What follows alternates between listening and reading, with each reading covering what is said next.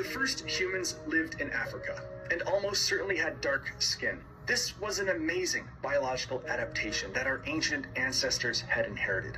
It allowed them safe access to the sunny savanna grasslands of Africa, where our species first showed up on the global scene. Their dark skin protected their skin cells from the damaging and harmful effects of UV radiation. So how was it that our dark-skinned ancestors, at the earliest dawn of our time in a remote region of Africa, how did our species go from there to occupying just about every habitable patch of land on Earth and featuring a diverse array of skin colors? To answer that, let's track human migration on a journey from Africa out into the world. The whole history of America is the history of rich white men telling not rich white people that their enemies are black and brown. It starts in the colonies of what would become the United States. Let's remember, during the colonial period, mid-1600s, there was no such thing as white people.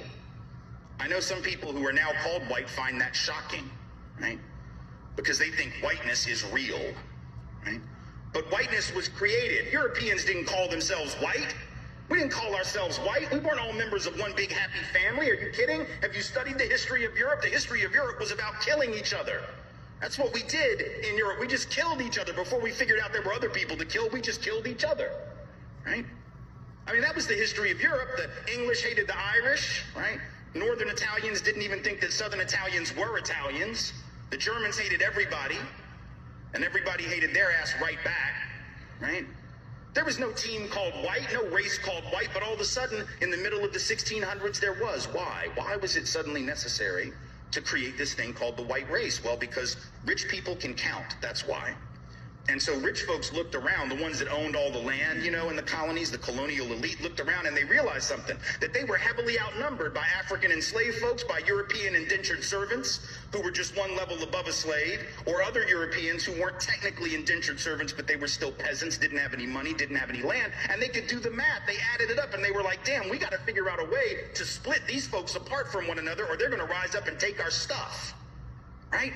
Because after a while, these black folks who were enslaved Africans and these quote-unquote white folks who were poor Europeans are going to figure out they're all getting played by these rich people, right? So ultimately, the rich figure out they got to come up with some way to get somebody in that group on their team. The easiest thing is to get the poor Europeans, right? Because at least they look like you. They sort of share some of the customs and the culture. So they all of a sudden create this thing called whiteness, and they say, now you're part of the club. Now we're going to let you testify in court, enter into contracts, vote, at least if you're a man, own a little bit of land, at least if you're a man, right? And we're going to get rid of indentured servitude. No more of that, because you're too good for that. And we're going to take the white men, now called white men, and put them on the slave patrol to keep black people in line. Give them a horse and a gun and a badge and make them feel big and powerful, right? They're still poor. They still don't have anything. They didn't pay the slave patrol well. Right? Just exploited them, used them as a buffer between the elite and the other poor folks, particularly poor folks of color. And pretty soon, the rebellions that occasionally happened where black and white got together to overthrow the elite, those stopped because the divide and conquer had begun to work, right? You could turn people against each other by telling those poor white folks, they got to keep these black people in line. And so that divide and conquer gets initiated in the colonies. Rich white men telling not rich white people that their enemies are black and brown. Fast forward to the Civil War era. And you have, I'm from the South, right? My people, the elite in my part of the country, right, actually announced that the reason they wanted to break away from the Union and possibly go to war with their brothers and sisters to the North was in order to maintain slavery and white supremacy. They said that at the time. We lie about it now. And we say it had nothing to do with that. But of course, at the time, they didn't have any shame about it, so they just said it openly. Right? The vice president of the Confederacy, Alexander Stephens, said that the cornerstone of the new government was the great truth that the Negro was not the equal of the white man. So that's the reason the Confederacy was formed and existed. But here's the trick. If I'm rich and I want to go to war to protect my ownership in other human beings, my property, but you're poor and you don't own any enslaved people, why the hell would you go fight to protect my stuff? Because I'm a rich person. I'm not going to fight. Rich people don't go to war. right? Rich people get poor people to go to war for them, whether it's in 1860 or whether it's during the 1960s or whether it's today, right? Rich folks get doctors to write notes for them that say that they have heel spurs and that's why they can't go to Vietnam. And if you don't know who I'm talking about, you can Google that shit because he's sitting in the White House right now, right? Oh, I can't go fight. I have heel spurs. Send some poor kids to do that for me, please, right? So that's been a long-standing tradition. So the rich have to figure out a way to convince the poor to go fight for them. But that's a hard thing. That's like a hard sell, right? Like, how the hell, why would you do that? Why would you go fight to protect my property rights when you don't own anything? The only way you would do it is if that rich person comes to you and says, hey, listen, you gotta go fight because we gotta maintain our way of life, because if these people get free, they're gonna take your jobs. No, fool, they already got your job. That's how it works, right? Because if I'm white and I got to charge you $1 a day to work on the farm, but you can get a black person to do it for nothing because you own them, guess who got the job? Free got the job, right? So in a sense, poor white folks would have been better off joining with black folks to overthrow the slave system. That would have raised the wage floor of all working people. But they got tricked by rich white men telling them that their enemies were black and brown. Fast forward to the 1930s.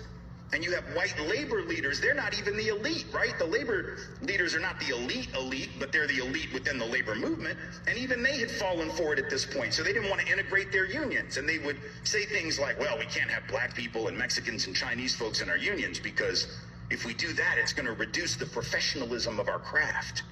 We have to maintain the integrity of our profession. No, fool, you need more people in the damn union is what you need. And if you don't let those folks in, guess what happens when you go out on strike? Who is the boss going to use to replace you? They're going to replace you with the very same black and brown folks that you didn't want to work next to, right? And so at the end of the, and then you're going to blame them for taking your job rather than the white rich dude for giving it to them, right? Divide and conquer. Telling not rich white folks that their enemies are black and brown. And now we fast forward to the president. We got the president of the United States becoming president on the basis of that same rhetoric. Telling not rich white folks that the reason they don't have a job is because Mexicans took them. What happened to the 12 tribes of Israel? Where did they end up? So, as you can see, one of the ways you know that religions are culturally based is the fact of how Christians of one country will denigrate the actions and activities of Christians of another country. Let me show you an example.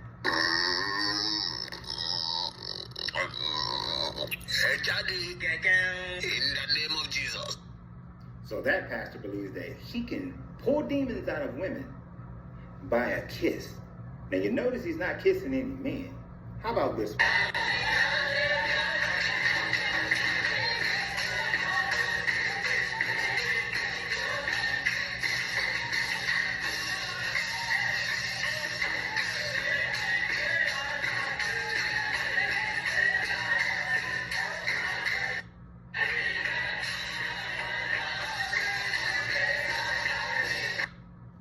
So in that one, this African pastor was telling his disciples that in order for them to cross into this new year and have prosperity, that he needed to put his leg up on the podium and for them to crawl up under him, through and between his legs, in order for them to have a more prosperous new year.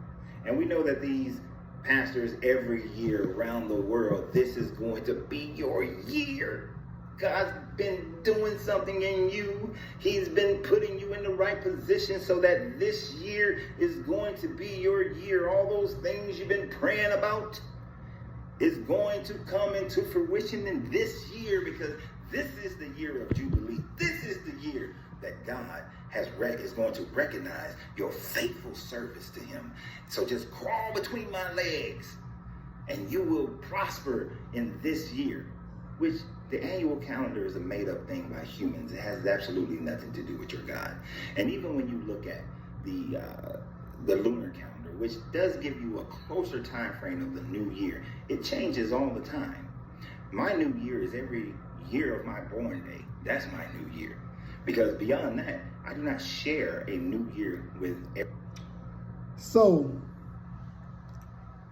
this is the Church of Tomorrow Morning, and I just wanted to give you a little sound bite of some of the things that is holding our black community and our people back. The little black book, the one that they gave you a long time ago, I'm not telling you to not believe or to believe. All I'm telling you is facts.